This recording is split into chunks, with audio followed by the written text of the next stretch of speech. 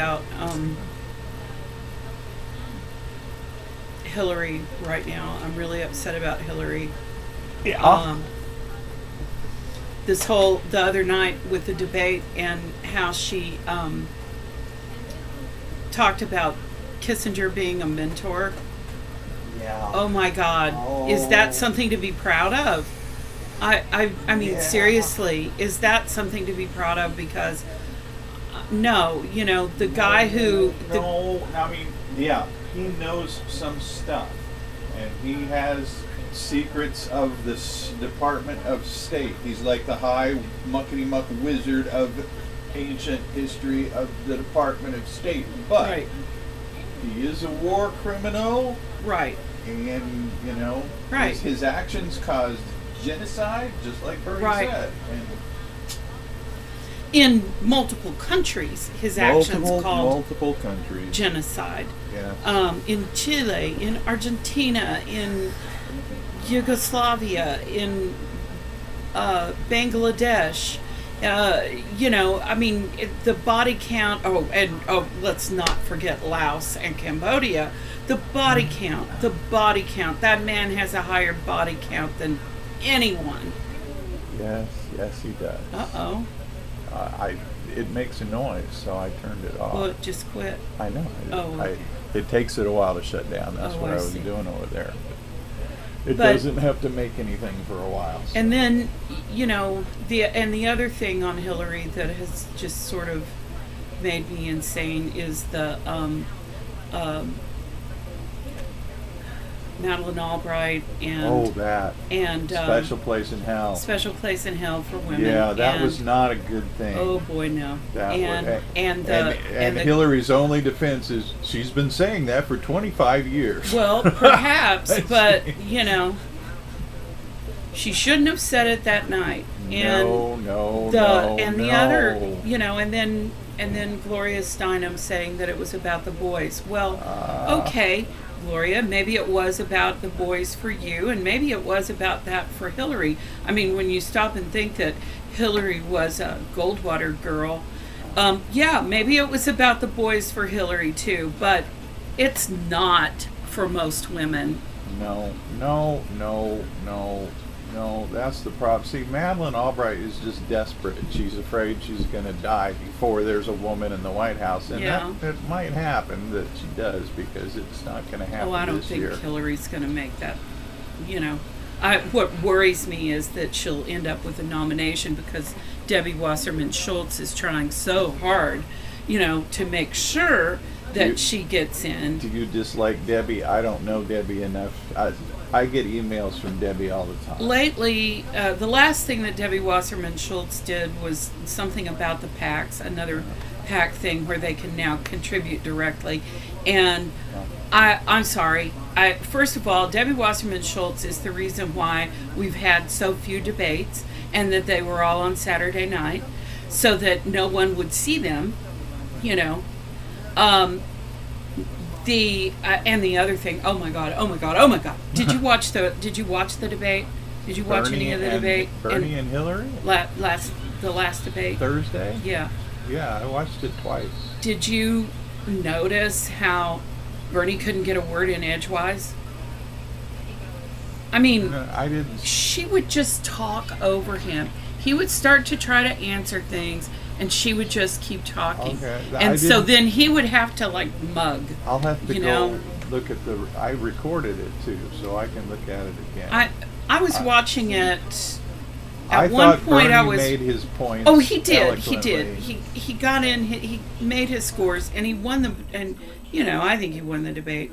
But the thing was, what's interesting is to watch it with the sound off, because then you don't get distracted by Hillary's yammering, but you can see when he's trying to talk, when they're doing that split screen thing, and he's trying to talk and ends up having to mug because she's just running over him with whatever it is that she's saying. I had the sound off and the Bless you. closed captioning on. Thank you. And Bless you. oh my goodness, I'm gonna have a sneezing fit. But Have you seen what the Trump clips from today? no, I He's haven't. just, he said, he's just calling Bernie a communist. He said, let's not mince words. He's a communist. He's a communist. No, that's me exaggerating, but that's what he was expressing. He's a fucking commie. Yeah. He's got no fucking chance in America. He's a fucking commie. I have come across one of the smartest analysts around. His name is Benjamin Studebaker, and he writes a WordPress blog. He's very intelligent. I'll send you links. Okay. And one of his most recent ones, he breaks out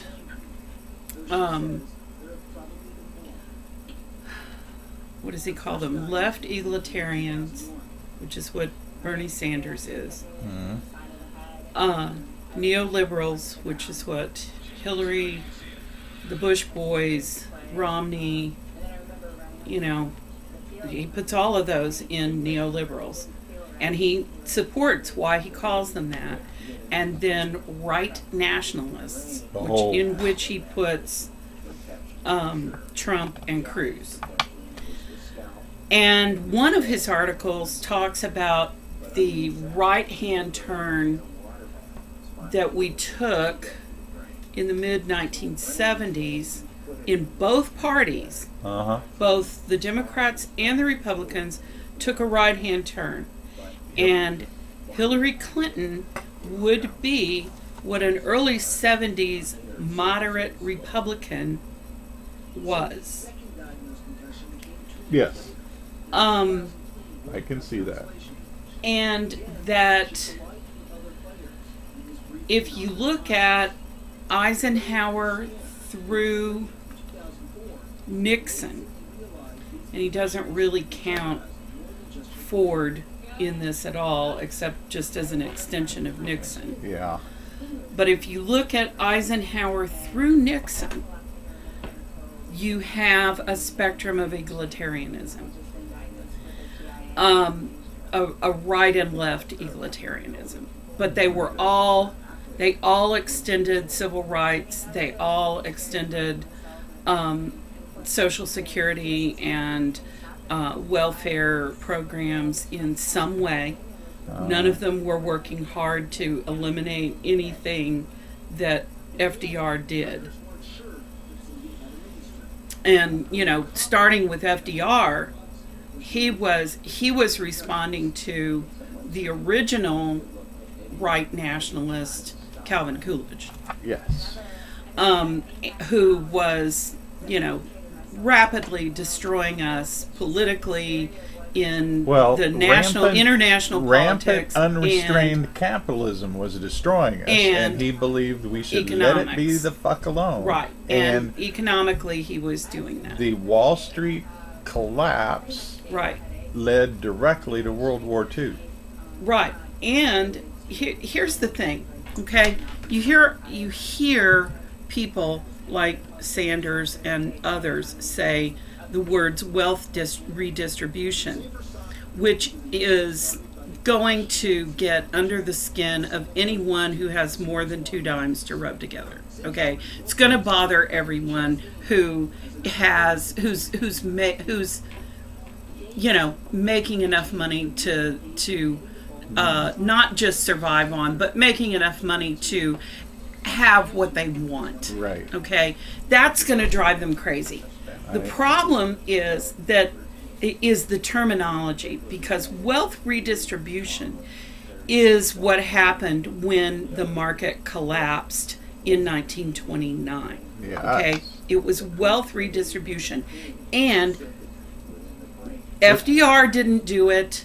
Nobody did it but the greed mongers themselves. Yeah. They redistributed the wealth. That's right. They did not. They are the ones that took it, and they are the ones that lost it. And also, Reagan redistributed the wealth. Yes, in the opposite direction. Exactly. You know, because wealth is the primary American value at Right. this point because of what they have done. Right.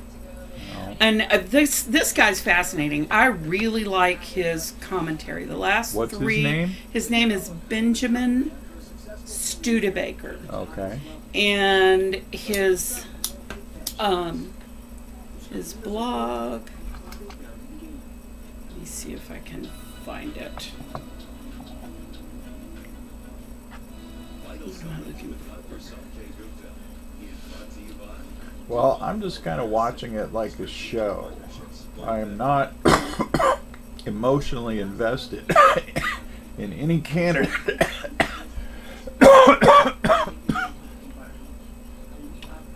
I don't see Trump getting the Republican nomination. I don't see that happening. That's just my sense of it.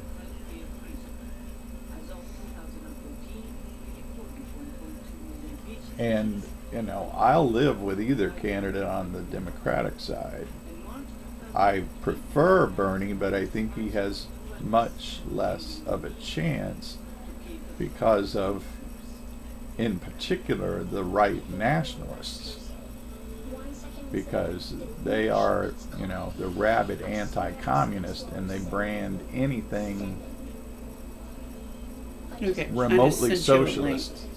That's okay. I just sent you a link to his blog. Cool. They don't read a lot of analysis unless Well, it comes across my... the thing I like about the guy, one of the things I like about the guy is that in one of the articles, and I think it's the last one, why Bernie Sanders is better than Hillary Clinton, is that he has this chart that breaks them out. That, you know, the people that I was just telling you, the left egalitarian, neoliberal, and right nationalist, and clearly shows where they agree and where they don't. And it makes it a whole lot easier to refute these people who say, well, there's not really that much difference between Hillary and Bernie. There's not that much difference. Yes, there is a world of difference. There's as much difference between Hillary and Bernie as there is between Bernie and Donald. Yes.